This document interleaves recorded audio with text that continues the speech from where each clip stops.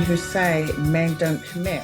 There's a Mm, big thing that men are not committing today. yeah, And there has been a change in generational thinking yeah, in that, the time, there was a clear position for male and female. yeah. Now that has changed, as you can see, finances, responsibilities. I think the roles and expectations and societal expectations have changed. Yes. And it's impacting a lot of relationships, particularly mature relationships, Yeah, those who are wanting to find love again.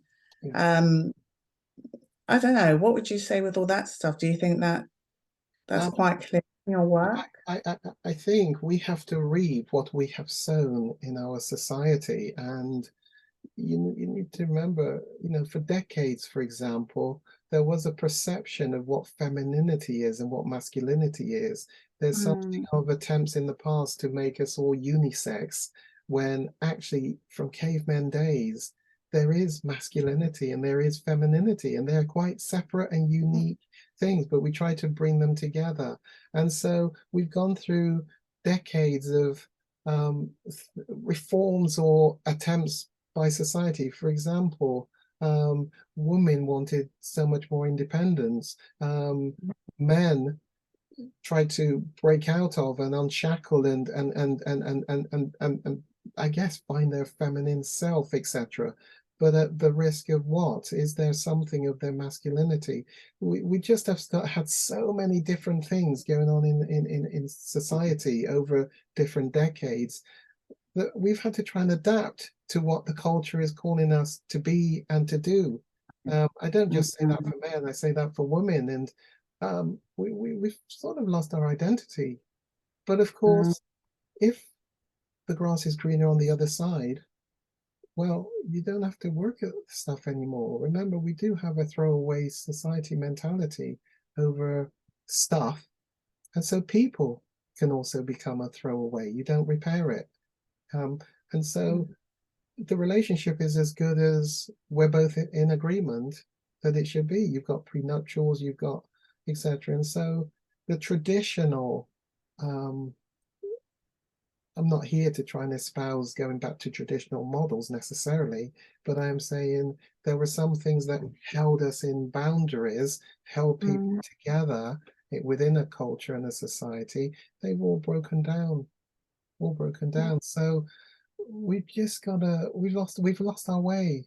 We've all lost our way, really, where we've mm. tried to adapt to what culture and society and 20th and 21st century wanted us to be. So we've lost our way, men and women, and uh, just need some help to navigate life again. Yeah, no, and that's why you do what you do because Yeah, I mean, I'm not a relationship expert, couple expert or anything like that. So that's why I thought, well, let me tap into you because there's so much that you said right here that I think is so important to kind of let others hear as well. It's about also how can we allow people to actually work through what's stopping them from actually being really true to mm, themselves in relationships, right? Because there's so much that people make judgments about how you're supposed to be in a relationship. And the first thing when something happens in a relationship, if it's a male and female relationship, is that the female tends to run to another female, don't they, to get the advice. And I think and that's not a bad thing. That's not necessarily a bad thing at all, Caroline, because you women are doing such good therapy. mm, It's co-therapy. Us men mm, don't do that. We just, in a right. party, a bar, we just grunt, "How you doing, mate? You all right? You missus is here." Yeah. That's it. Dried up, run out of conversation. Another pint? That's we don't do. And of course, grown men don't cry. So we don't get help with Mm, our stuff. We've got to big it up and stiff British upper lip, get on. You women are yeah. doing really good therapy by talking to each other. But yes, there are going to be limitations when it's woman to woman. but it's definitely better than the men who just stay stung and don't take it anywhere and don't talk. So, that's Yeah. not a bad thing, but there are limitations in where a woman can I go. was about to say there is, yes, I mean, there's nothing wrong going to your friend and kind of like, oh, letting go of Yeah, what's happening. But I do think sometimes I've seen it so many times in relationship, particularly when a relationship is not going well for yeah, someone, yeah, okay, for them to project yeah, onto you yeah. and forcing people to go in a very hasty pace, Uh, making decisions and stuff like that. you And need so that's I think, independence. Yeah, you need an independent input, but a lot of us don't want to share our stuff with these busybody therapists. And actually, I was one of them. I'm a black man. I ain't taking my stuff. Only Freud can unravel me. I'm a complex being. Now, that was my defense stuff, of course. yes, yes, That yes. was pure defense to avoid going. But actually, you Uh-huh. need some independent input, Mm, ladies, men. You need to go mhm. to somebody who is impartial, and it isn't Yeah. just a pastoral, ministerial, cup of coffee, armchair type chat. It really does need therapy. Why? Because, um, Caroline, the past has its tentacles in our present and it's going Mm, on to impact our future.